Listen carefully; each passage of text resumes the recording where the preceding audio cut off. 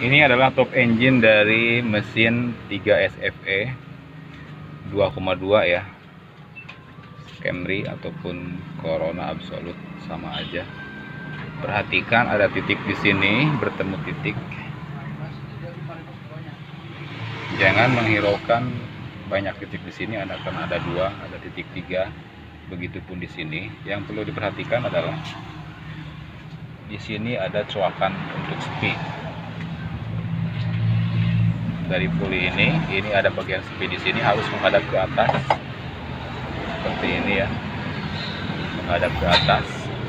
Perhatikan bagian di sini adalah bagian menutup di camshaft nomor 1 ya. Lalu di nomor 3 terbuka. Perhatikan juga seher nomor 1 berada di atas. Pas TMA ini. Perhatikan bagian crankshaft ada sepi juga di sini. Karena udah pakai ini ya, nggak perlu, sama aja. Perhatikan juga di sini bagian distributor harus menghadap ke rotornya, harus menghadap ke busi nomor 1 ya, urutan nomor 1 di kabel busi.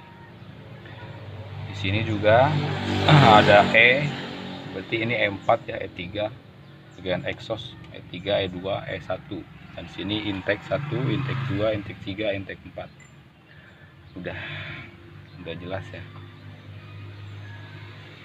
Terima kasih.